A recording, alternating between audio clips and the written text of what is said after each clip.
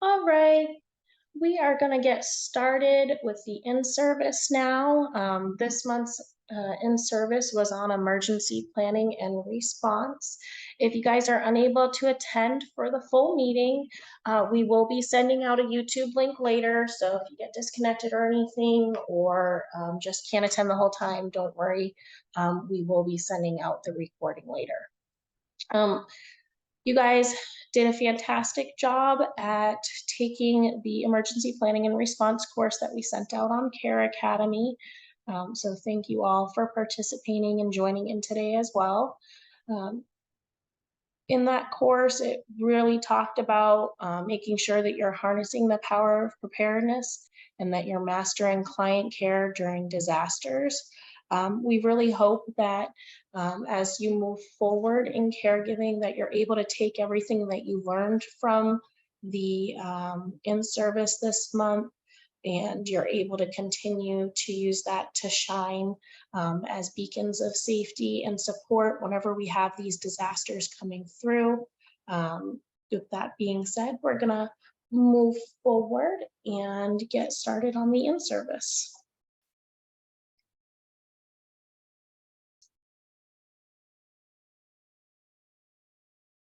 So one of the things that it talked about is the different types of emergencies.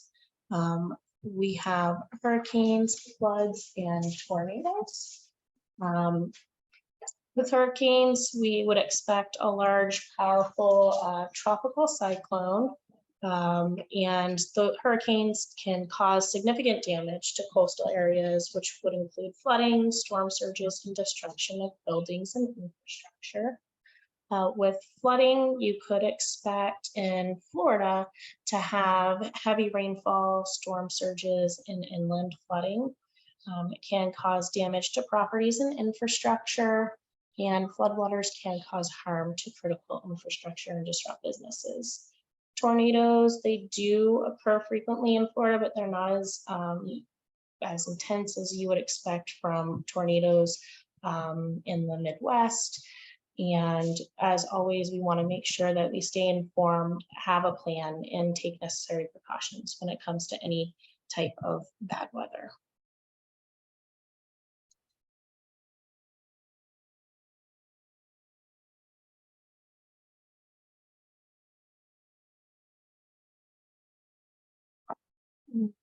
Before we move too much further into the in-service, we do want to point out some extraordinary shining stars from the hurricane season last year. We have come a long way since last year, and we want to thank everyone who did participate in the emergency response to Hurricane Ian. We do have a few examples from last year. We did have a caregiver who stayed 4 nights with a client who lived on the water because we couldn't find a replacement to go on the shift. We had a caregiver who got on a boat to bring a client food after the storm. We had a caregiver who took a client to a shelter, and the caregiver actually stayed with the client throughout the storm. And we had another caregiver who waited in line for 8 hours to get gas to go to the client's home. So we are very humbled by all the caregivers who are able to go above and beyond for us. And we know that all of our clients were very grateful and appreciated all of the help that our caregivers were able to give and the support that our caregivers were able to give during that time.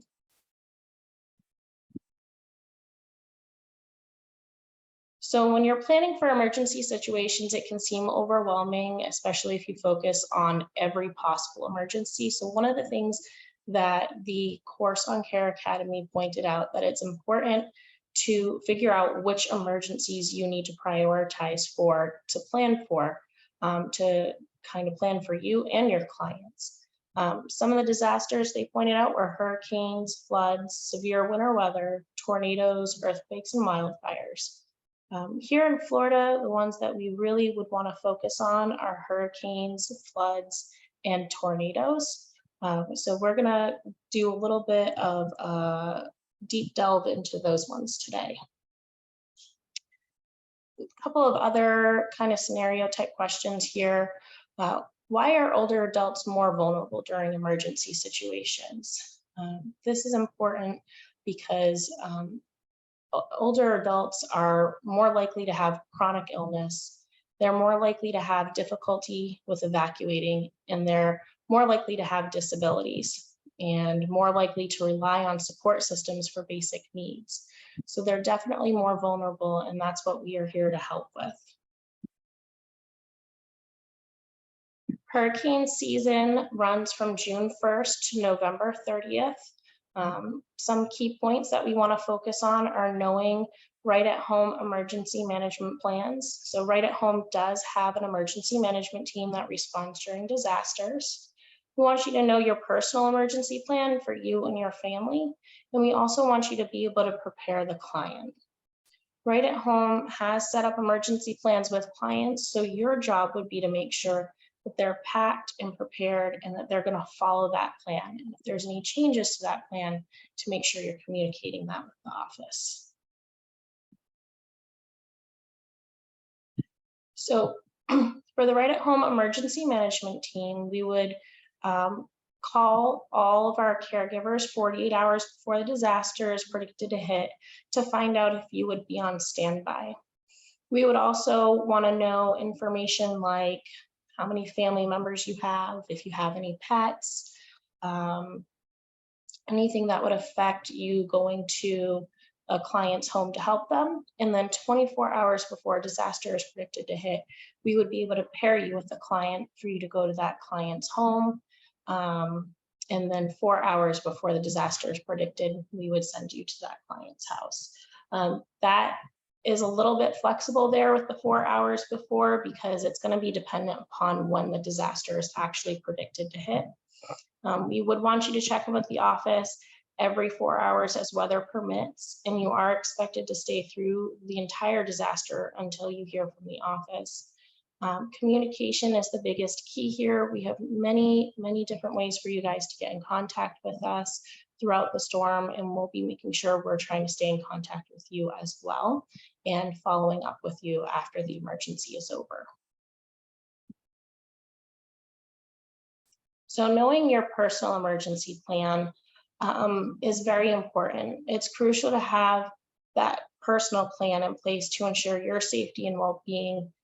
So just consider the following things.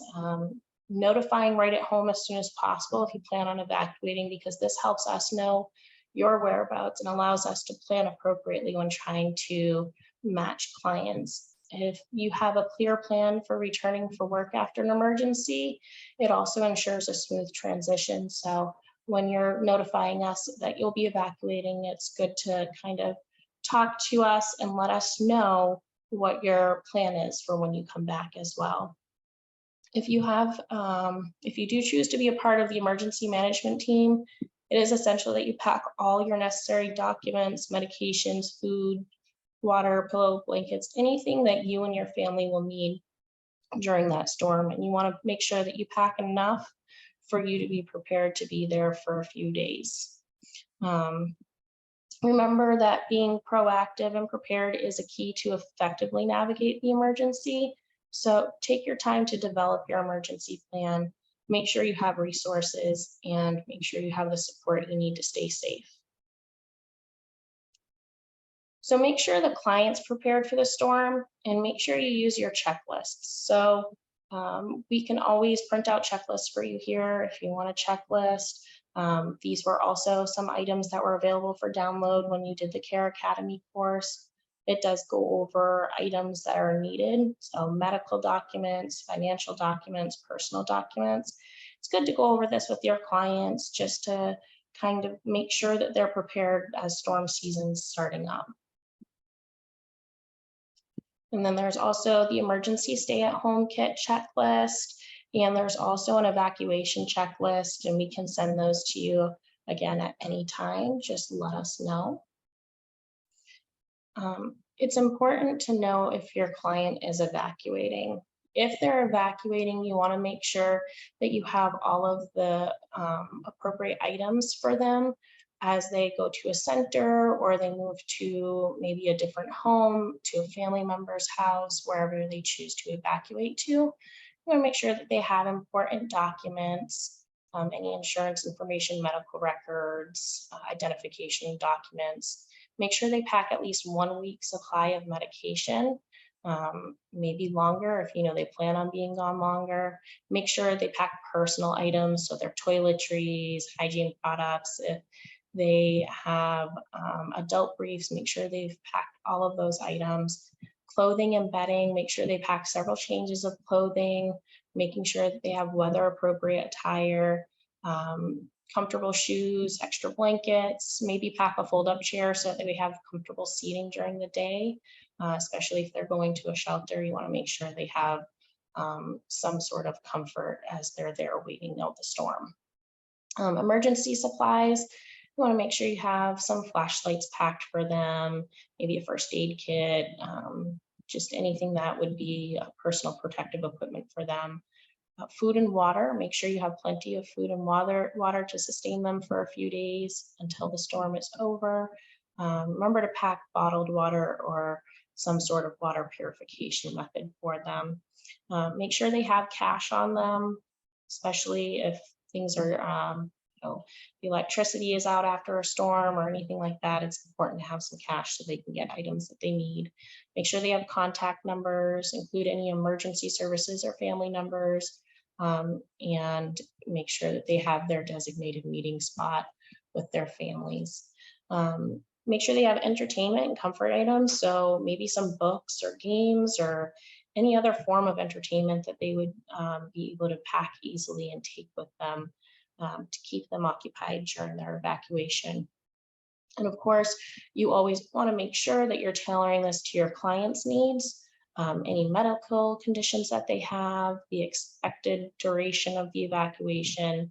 So again, it's something that can definitely change as the plan is moving forward. Now, what would you look for with a hurricane? So with hurricanes, we typically would see a hurricane watch issued about 48 hours in advance of the arrival of a hurricane force winds, which would be 75 miles per hour or more.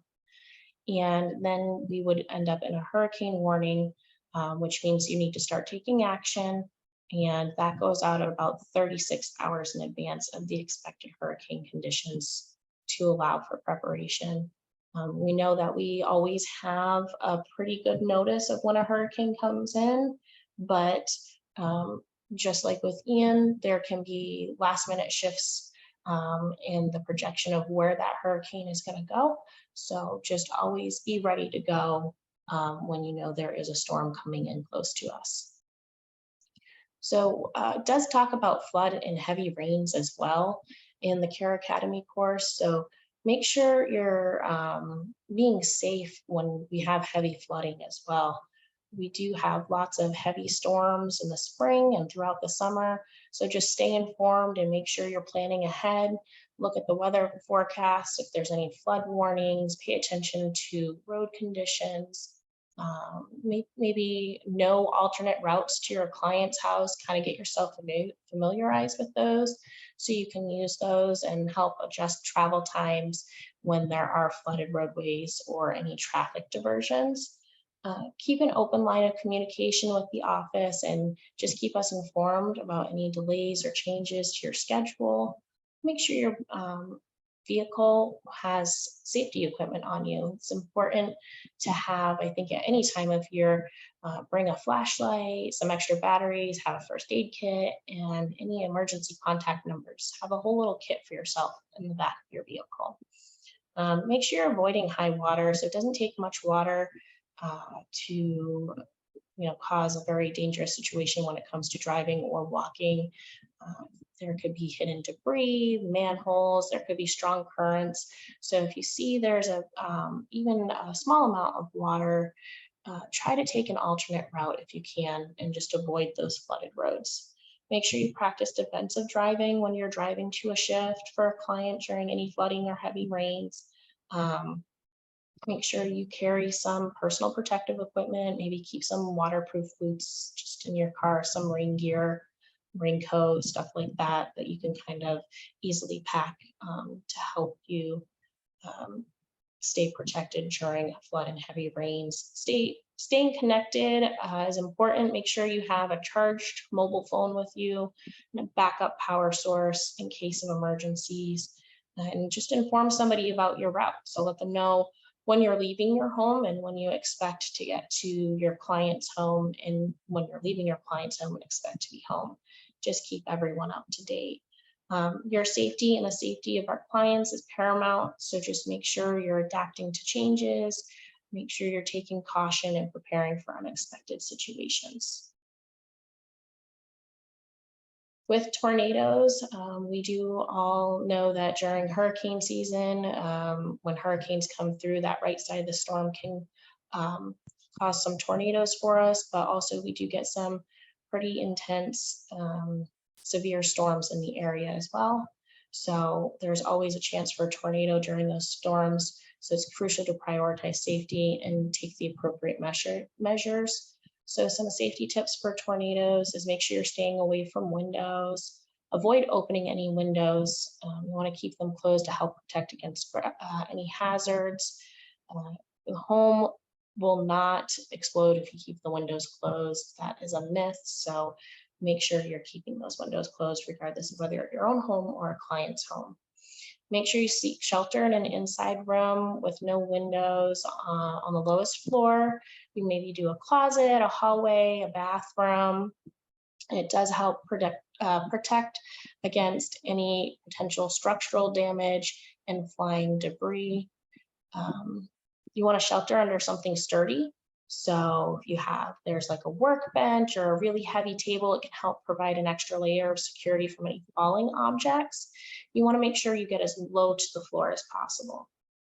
Again, make sure you're staying informed with weather alerts and warnings through local news, radio, and any reliable weather apps. Have emergency supplies on hand, and make sure you're establishing that communication with right at home. And that the client is making sure they're staying in contact with family members, and make sure you have numbers for emergency services available and a charged phone if you need it. So together we did endure the challenges of last year's hurricane season, and that has motivated us to take more proactive steps in ensuring preparedness for the upcoming season. So we want to make sure that our focus is on keeping everyone safe and well prepared. If you have any questions or you need assistance regarding hurricane preparedness, go ahead and reach out to Aubrey. She's always available.